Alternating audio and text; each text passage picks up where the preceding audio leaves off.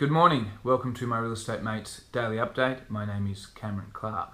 Well, we are spending the week in Sydney and we thought prior to giving you some suburb walking tours and construction updates, we thought we'd work through basically some nitty-gritty facts and figures to dispel some of the myths which are circulating in the mainstream media for the housing market. Importantly, commencements in apartments for 2014 and 15 was 19,430 dwellings. So this is very much similar to Brisbane if you were watching the Monday video.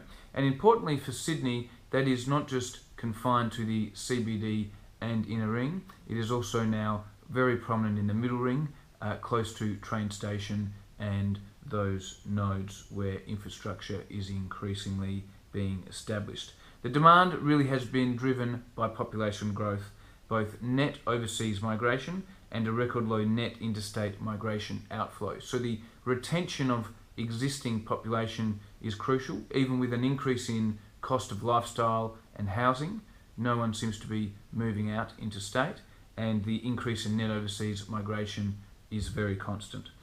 The total bedroom product mix within apartment developments really does reflect price point. So this is really driven by the 1 and 2 bedroom apartments.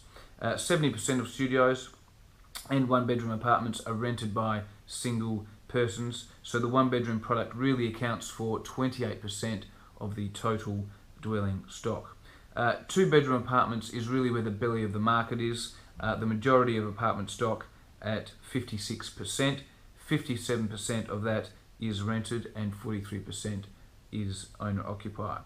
3 bedroom apartments really driven by downsizers. We see that as the highest level of owner-occupiers at 58%, with the highest percentage being fully outright owned at 31%. So this does suggest that downsizers selling the family home are really tipping in their entire equity back into that downsizer product.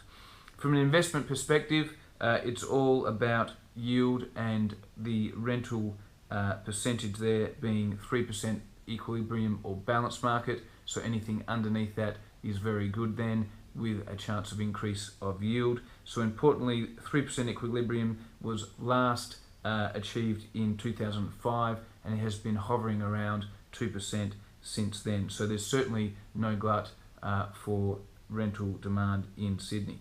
The median price growth for apartments in Sydney has been between 6 and 7% in the past decade. In the past years in particular, averaging 3%, which no doubt was highlighted in 2014 and 15 with a growth of 14.9%. So that's some high-level figures. Construction's going ahead. The belly of the market there at 2 bedroom and 3 bedroom is very much solid. The population is ever increasing, and the rental balance there at 2% is very healthy indeed. So we look forward to giving you some suburb walking tours and some construction updates throughout the week. And if you have any questions or any further interest in some Sydney projects, please don't hesitate to contact us. Have a good day and we'll see you tomorrow. Cheers.